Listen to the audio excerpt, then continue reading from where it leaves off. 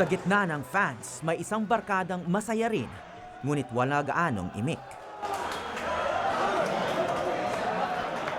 Lahat sila ay nagkakilala dahil sa pare-pareho nilang kapalaran.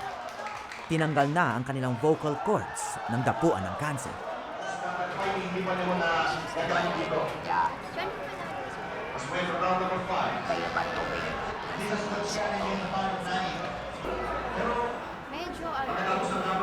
Medyo para siyang boses ng baby na hindi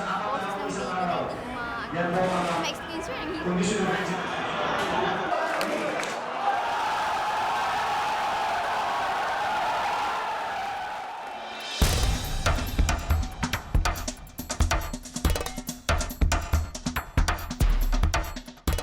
Pasok muna tayo sa bahay. Abangan natin ang susunod na meeting natin. Ilan years na kayo may gumagamit yan? Bali, 10 years na. 10 years na. O dahil 1990s akong na-opera. Miyembro sila ng New Voice Association of the Philippines, isang samahan ng mga katulad nilang wala ng natural na boses. Ngayon, mga boses robot na sila, gamit ang electrolarynx na isang uri ng vibrator. Pwede tayong bumibili sa Hong Kong nito para sa mga members natin na gusto magpabili tuwing may pupunta ng Hong Kong. Parang yan, may demonstrate sa membro. Ang iba na may pilit na nagsasalita sa pamamagitan ng sunod-sunod na pagdighay o esophageal speech na parang boses palaka. Magsalita na kayo. Parang dalawang kamay, free. Di na mababagal. Hello, 1, 2, 3. On one good words radio. This is more idea. Hello, Mads, mababa yung boses. Mads Berlin. So, kailangan talaga dinidiin. Kasi kinukuha niya yung vibration. Sa loob. Yeah.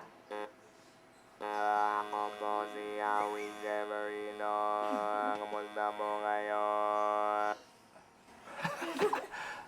Ang bilis mo matuto. Para ka lang nagle-lip-sync gano'n. Anong reaction ng mga bata sa inyo pag narinig ito? Ay nako, nakakatuwa. Pagka nasa mall ka at narinig ka, akala matchbot ka ng Star Wars. Hindi naman natatakot sa inyo. Hindi naman. Tuwan-tuwa nga eh. Tapos, nagpapabili sa nanay nila. Saan daw gusto raw bumili na ganyan ang alalaruan.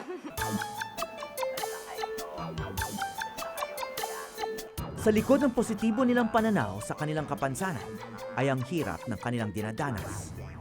Mahirap lang pag yung matagalan sa telepono. Yun medyo nakakapagod sa akin. At saka kung minsan hindi rin nila maintindihan. Lalo na yung mga hindi pa ako nakikilala sa personal. Then tumawag, hinahanap ako. Natatakot. Para daw robot yung kausap ko. Minsan, may sinasabi siya na hindi maiintindihan. Hanggang sa nagagalit na siya. Pati ako magagalit din. Pero, siyempre, inaalalayan ko din yung galit niya kasi, iniintindi ko na lang yung kalagayan niya. Nagkakaisa rin ang barkada dahil sa paraan nilang huminga. Hindi sa ilong o sa bibig, kundi sa stoma o butas sa kanilang mga leeg. Palaging nakasakal sa Kailangan lagi itong may takip para walang pumasok na bagay o insekto na didiretso sa kanilang baga. dapat tama ang laki, magmamaliin. Pangit dahil masyado mga hindi ka makahinga. Pagka sobra naman ang laki, prone to infection. Mas maraming insekto makakapasok. Kaya tama lang dapat ang laki. Ang standard size is about this size. Gano'ng kalaki ba yung sa'yo? Is medyo maliit ng konti. Maliit pa yan. Parang pusod lang. O Ayun, malaki yung kanya. yan, medyo malaki-laki na ng konti. Hindi nila madalas ipinapakita sa iba ang kanilang mga butas. Para na raw itong pribadong bahagi ng kanilang katawan. Gano'ng kalaki ba? Alin na malaki sa atin? Halos parehas lang sa akin, mahaba lang. Dire-diretso sa loob na yan. Langas na yan. Hanggang loob na yan. Ano? Oo.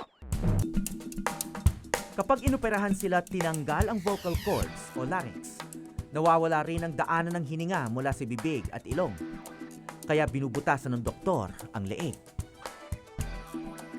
Hindi ka na makapag-swimming dahil may butas ka dito. Hindi ka na makaswimming. Yes, malulunod ka Malulunod agad. ka. Kunyari, maaksidente nga na may pumasok sa loob. Anong remedyo doon? Smell it. Ang casing mo. Tilagas mo. Tawag Ganon. sa'yo. Tapos, lalabas din dito? O sa bibig? Hindi, dito lang dito. Naka-separate na yung bibig. Wala nang connection yan. Wala na. Kunyari, may pumasok na butil ng kanin, halimbawa. Ganon. Tapos tatalsik na lang siya. Pero ano, Pag ilagas mo, pagkakaabot sa'yo, lampas pa. dito pa lang sa bungan. Kadalasan 3 beses sa isang araw kailangan linisin ang kanilang stomach.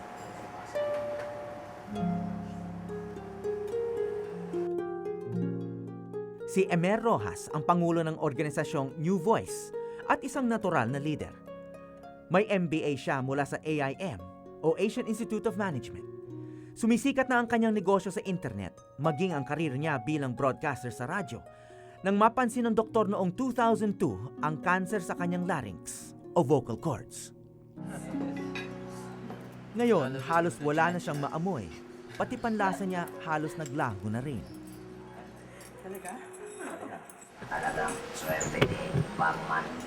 Nakita na positive pala siya for cancer. And then the doctor said that I will only live for 5 years. As in, sinabi kasi yun eh. So kami, natakot kami. Kasi bata pa, naramdaman namin na medyo umaba yung self-confidence niya. Umabot nga sa point na medyo sobrang depressed. As in, nag-undergo siya ng depression na parang he wanted to end his life na. 99% sa kagaya namin is due to smoking. Kaya madadaming kasalanan din namin to. Kaya naggaganito kami. At sabi nga ng doktor ko, congratulations, you only have laryngeal cancer. Buti na lang, hindi raw lung cancer sa lakas kong manigarilyo dati. Noong 2002, sinabi ng doktor na 5 taon na lang daw ang itatagal ng buhay niya. Kaya bonus na ang araw na to at ang mga susunod pa na panahon. Madalas ngayon magsalita sa Emer sa mga campus tungkol sa epekto ng paninigarilyo. Nakasurvive na sila sa cancer at nakapagsasalita na rin. Ngayon, tila nais nilang matutong umawit muli. Lero, sinta, gusto ko ng babaya. Magandang gabi mamaya, masayang kwentuhan. Yung show namin parang free flow talking lang. So just Q&A, bla bla bla lang. Ganun lang. Tagalog English. Wow! Sinabi na nga ba mabubulan? Hindi nga! Robot? Wow, may guest kaming robot. Yeah, I'm very excited about our topic. It's about smoking. I like that. Hello sir, good evening. Please say hi to our listener. I am Ever Ross. And please don't turn the dial. It's not your smartphone.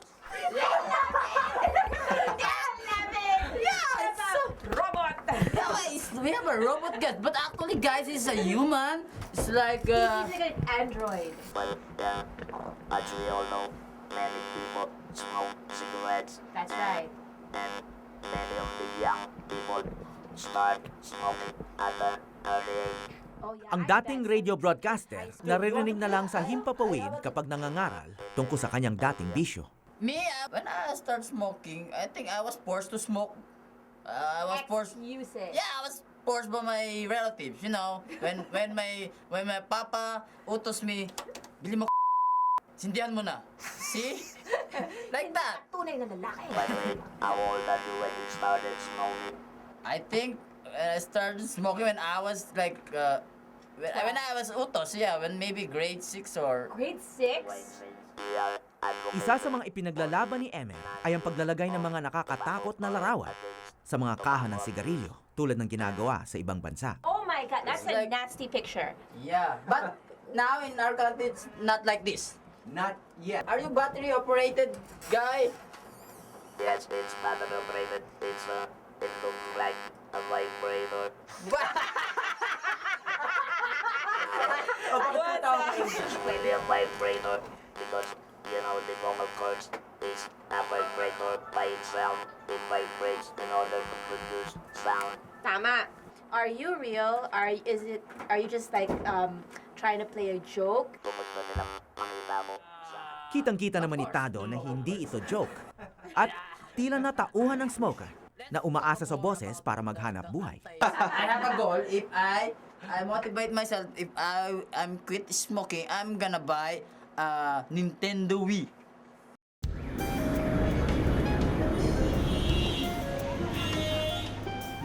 May babalaman galing sa mga tulad ni Emer at nakatatak din sa mga kaha ng sigarilyo. Walang kupas ang bisyo ng mga Pilipino. Yossi, nakakabaog daw to. Yossi. May debate ngayon sa pamahalaan kung maglalagay nga ng mga larawan nakadidiri sa kaha, tulad ng inuutos ng batas sa Thailand, Hong Kong at ibang bansa sa Asia. Ayon sa World Health Organization, halos kalahati ng mga teenager sa atin ay naninigarilyo, kahit ipinagbabawal na ito sa maraming campus sa bansa. Yossi. Nag-Yossi ba kayo? Aminin. Okay. Sige. Tingin mo, magdadalawang isip yung mga naninigarilyo. Oo, kasi may kita nila yung mangyayari sa kanila. Kaya mas maganda po yung picture. Umuusok ngayon sa Kongreso ang bill para sa paglalagay ng mga larawan sa mga kaha ng sigarilyo na makikita na sa mahigit 100 bansa. Hi, Howie Severino. Pleased to meet you. Ang isa sa mga tumututol sa bill ay si Congressman Bingbong Crisologo. Putting a picture, I think, is too much. Ang paglalagay ng larawan, kasi ang proposal doon lalagyan ng larawan, yung mga may sakit, alam mo, parang masyado na nilang, siguro sa Tagalog, masyado na nilang binabasto sa binababo, yung industriya. Pero ang point namin dyan is, I am not against it. As a matter of fact, if we could discourage, why not, no? But why pick on the cigarette industry? Dapat lagyan din natin ng alak. Lagyan rin natin yung mga taba. Yung mga fats, di ba? Dahil masama sa health natin yun. Baka yun ay mga susunod. Yun lang gunisa, lagyan rin natin.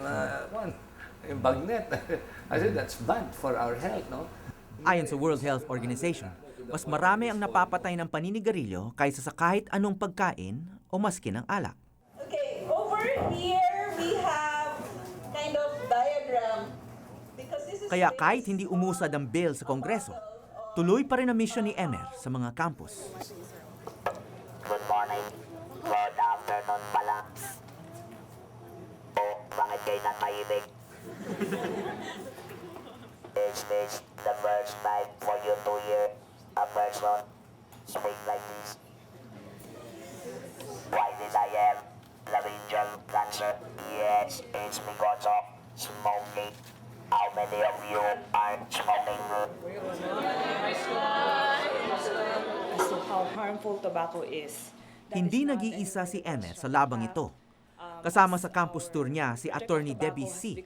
na nag-oorganisa sa mga estudyante. Sa UP Law School may nagbabagang uri ng aktivismo. Hindi pamahalaan ang kalaban, kundi ang industriya ng tabako at maging kultura ng kabataan. So, sa shisha, and the colors are very attractive. So, pag bata ka, KitKat, di ba? Kasama siya sa image na maangas ka or you're cool at your hip, ganun siya Sa mga girls naman, parang it's a way to look sexy. Kabaliktaran sa sexy ang mga litratong nais nilang makita sa mga kaha ng sigarilyo. Kasi, based on yung survey na ginawa natin, no, over 90%, actually mga 97% of Filipinos do not understand how bad smoking is. They do not see the warnings on the pack. They do not see this. And if they saw this, and if we ask them directly, ano ibig sabihin nito, cigarettes are addictive, they don't understand it. They don't understand the depth of the situation. But if they saw a picture like this, clearly naintindihan nila. Look at this. You can't understand what this means. It's just a picture.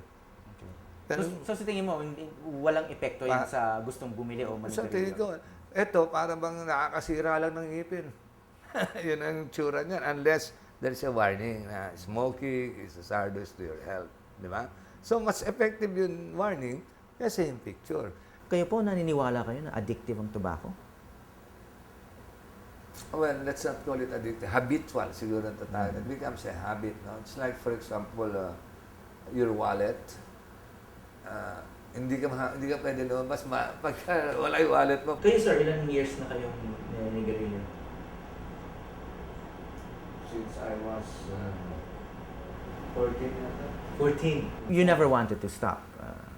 There was a time, pagka ubo ko ng ubo, minto ko. Minto ko 2 buwan, 3 buwan, hanggang mawala yung ubo ko. Sigarilyo na naman ako. Kung may ganyang picture ng mga kaha dito, magkakaroon ng epekto sa mga smoker? Matatakot na rin siyempre. Sa tingin mo? May impact rin kasi yan, sir. Marami nagyoyosi kasi hindi marunong magbasa. Inaamin ng high school students na ito na may ilan sa kanila ang nagyoyosi na. Nababasa niyo ba to, yung government warning na to? Ito, meron ka. Sa tingin mo, anong magiging reaction ng mga kabataan pag nakita? Mahihikayat po yung mga kabataan na huwag mo nang manigarilyo. Oo, tama. Dahil po masama talaga po sa kalusugan. Masama po kasi sa katawan yun eh. Baka maging ganyan pa yung Pero noon pa alam mo na yun? Eh bakit nagyoyosi pa kayo? Araw-araw mahigit 200 Pilipino ang namamatay dahil sa paninigarilyo. Ang mga nag-uumpisa bilang teenager. Swerte na siguro kung tulad ni Emer, boses lang ang mawawala.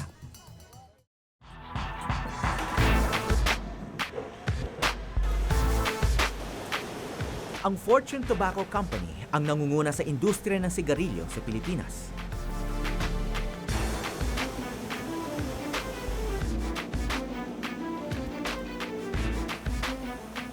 Sa pabrikang ito sa Marikina, 140 milyong sigarilyo ang lumalabas araw-araw na may mahigit 100 brand name.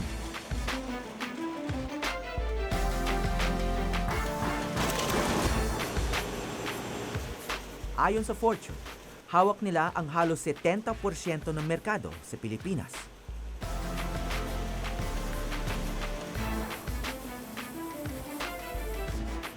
Gayunpaman, ramdam na raw ng Fortune ang paghigpit ng pamahalaan sa kanilang industriya. Ngayong buwan, ibinabana ang ban sa advertising ng tabako. How would you sell more if you are not allowed to advertise? During my time, I would say about John Wayne smoking a cigarette. No? Sino ba yung mga artista ngayon na icon? Ganun ang advertising ng sigarilyo. No? It doesn't excite any emotion at all. No? But when they show in pictures or in movie scenes, an icon, gusto mong gayahin di ba? You want to identify yourself. It's difficult because even your brands, you cannot display your brands. Before, we used to have some T-shirts, caps marked with the brand name of the cigarette, the Fortune seal. You cannot do that anymore. Yung question po ng liability ng tobacco industry o responsibilidad ng tobacco industry sa mga taong nagkakasakit, may nagkakaroon ng cancer, sa tingin nyo ano yung responsibility the law provides that yung taxes na babayaran namin ngayon, a certain percentage of that is automatically apportioned and it goes into the coffers of the Department of Health. And it's supposed to be used to spend for the treatment of victims of the results of tobacco use. May usapin ngayon sa Congress tungkol sa yung picture warnings, no? Yun nga, ito mga galing Thailand. No? Yeah. Sa Pilipinas wala pang ganito. Sa tingin niyo po, magkakaroon kaya ito ng effect sa sales? Ang aming position dyan, itong picture warning na yan is a 4-color process. Wala kaming capability. It will probably take us about 2 or 3 years to equip us with that kind of... Pero okay lang sa inyo, may picture warnings? If the law is passed, we have no choice, we have to follow. But you can have a position, I mean, you can oppose But of course, if we can object to it, we will object to it because it will also affect our sales. Kayo ho, anong naging estilo nyo sa mga anak nyo tungkol sa smoking? Pinayagan nyo ba? O may pinagbawalan nyo? Pinagbawal, but not in a way that it's you threaten or something. Pinagbawal nyo? Pinagbawal. Nung high school, hanggang college? Hanggang college? Hanggang college.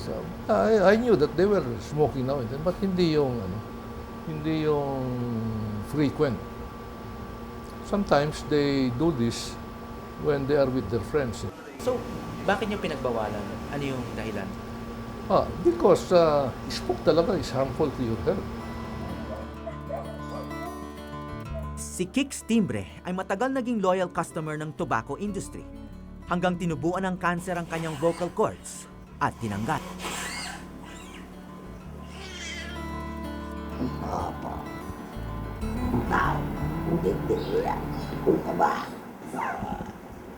Sa tahanan ng mga timbre, tila hindi na kailangan ng mga picture warning ukol sa tabako. Isipin mo'y ang boses niya ay sapat na babala. Naman sinalap, may pera, may pera ka lang. Kaya nakagugulat na sa 5 anak ni Kix, 2 ay patron pa rin ng industriya. Kasama na si Deus, isang nursing student at ang ama ng apo ni Kix. Madalas kasi nasa billiard hall ako, nagpa-practice. Para sa akin, pampatanggal ng pressure. Sariwa pa ang alaala niya nang malamang may cancer ang kanyang ama. Noong time na na-operahan siya, magbe-birthday kasi ko noon. Di ako pumasok kasi nandun lang ako sa dorm. Nagdo-dorm kasi ako noon time na yun. Doon lang ako tapos isip ko kung ano nangyari, ganun. Paano na after ng operation, anong nangyayari, hindi ko alam. Ayun. Tsaka nakakatakot na rin. Kung tutuusin, katulad lang si Deus ng maraming kabataan. Kung may idudulot na sakit sa kanila ang tabako, matagal pa ito. May panahon pa mag-enjoy ng bisyo. Nabawasan, pero hindi yung biglaan na kumbaga wala na kaagad. Kasi dati nag-try ako na mag-quit 4 days yata. Tapos parang nahirapan din ako na biglaan. May bagong baby sa tahanan. May amang nagka-cancer. Nag-aaral maging nurse. Hindi nagkulang si Deus ng dahilan para tumigil sa paninigarilyo. Isa siyang dagdag na pruweba ng kapangyarihan ng tabako.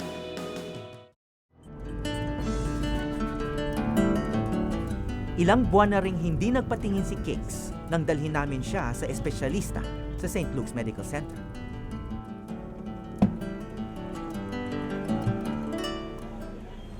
Ngunit ngayon, isinama na rin namin si Deus. Dalubhasa si Dr. Rebecca Feliciano sa lalamunan at sa pangangalaga ng boses. Itong vocal cord na ito, considered normal yan. Pero ito, it's very stiff, parang ang tigas-tigas na.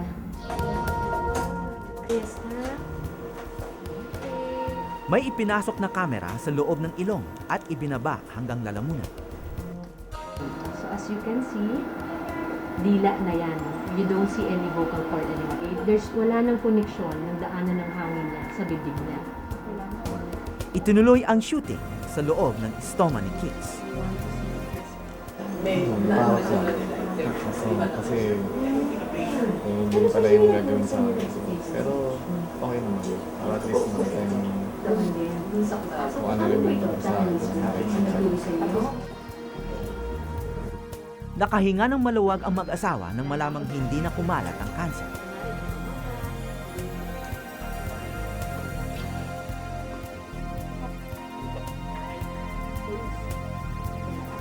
Kung sanay na sa ospital ang ama, ang anak naman ay first time makaranas ng check-up ng lalamunan. Meron ng findings na may irritation, inflamed na siya, namamagana siya. It can be because of the smoking, it can be because dun sa yung acid umaakyat. Doon pa lang, pananalita pa lang, mahirapan ka. What more kung ano pang ibang sakit yung makuha mo sa smoking. So, as much as possible, don't smoke na lang. Smoking plus alcohol. Kumbaga, picture warning din ang tila nakakumbinsi kay Deus. Larawan nga lang ng sarili niyang kondisyon. Magandang umaga po. Magandang umaga. Pwede mo, makakatayo ba siya? Saan tayo? Dito na. Kasama ni Emer si Aga Artates sa grupo ng mga parehong nawalan ng larynx. Nagagamit mo ba mabuti yan? Pero nabalitaan ni Emer na lumala na ang kondisyon ng dating truck driver. Ito yung kanyang right. Baga sa kanan. Baga sa kanan. Ito yung kanyang kaliwa. So, parang wala na. Oo. Kasi ano nga kumbaga, yung bukol nandirito daw kaya ano siya nag-collapse na. So, nag-collapse na yung kaliwa niyang baga. Ibig sabihin, isang baga na lang gumagana. Kasi nung minsan talaga sa totoo lang, nakaisip siya ng hindi magandang bagay. Nakita talaga akong cord ng yung sa plancha ba. Naka-bowl siya, nakaikot. Yung cord ng plancha. Pinabahan ako nung pagkuha ko doon sa ilalim. Ano kaya ito? Pumasok sa isip ko parang may binalak siyang hindi maganda. Ginawa ko, tinago ko yun. Yun, nagtapat naman siya sa akin, umiyak siya. Sabi niya, pero mahumingi na ako ng tawad sa Panginoon, sabi niya. Pinahiram ni Emer ng electrolarynx si Aga para makasalita at makabilin sa pamilya. Kailangan mo panimin tubig. Inom ng tubig para ma-rehydrate. Bumakap na lang ang timbang mo ng 100 pounds na lang. Naka-wheelchair na lang ako. Hindi mo may tayo talaga yung tuhod mo. No, malakas na. Huwag kang mawawala ng pag-asa. Hindi yung hinihintay mo yan. Wala kang hinihintay. Ang hinihintay mo, bumalik ka. Si Emel nga, pag nagte-text, nasa ospital kami, kahit nasaan, pag-text siya, si Emel, nag-text mo, basahin mo. Yan nga, kasi ang gaganda ng mga message niya na, baga siguro yung medyo parang nabubuhayan siya. Huwag mawala. Mawala na pag-asa. Kahit ganito ako, ganito nakita ko naman. Nagdadaldahan pa rin yung buhay ko. Isang araw, buhay pa. Ibig sabihin, mayroon na gusto ng Panginoon sa akin na ipagawa. Tama yun, huwag kayong mawawala ng pag-asa. Dapat panalangin ng panalangin. Wala tayong hinihintay na iba, kundi lumakas sa katawan niya. Ang buhay nga naman may humahaba pa at may umiiksi kahit pareho ang sakit. What really is e-commerce to you, Emer? Well, basically e-commerce or electronic commerce simply means... Napakasarap pakinggan ng natural voice. Buti na lang na-tape ko yung natural voice ko dati. Medyo kakaiba yung boses ni Emer dahil may tawag siya dun sa siguro mama-explain yan, pero papatiin mo na si Emer sa ating palatuntunan, Emer. Magandang hapon po sa inyo lahat. Hindi po si R2-D2 po yung naririnig Opo, ninyo. huwag niyo pong ililipat yung mga radyo niyo, hindi po si Ryan. Nakukumbida pa rin si Emer magsalita sa radyo. Sa halip na maging sagabal ang di karaniwang boses, nakadadagdag pa ito sa kanyang kredibilidad. Kaya sa mga kababayan natin na ginagamit ang boses for their profession, ingatan niyo po yung boses niyo, iwasan niyo po manigarilyo. Kahit may mga natutuwa sa boses ng robot, wala namang may gusto nito habang buhay. Kaya sa kampanya laban sa bisyo, may sandatang posibleng mas ganap pa kaysa sa larawan. Yossi, nakakabaog daw to. Yossi. Ako po si Howie Severino at ito ang Eyewitness.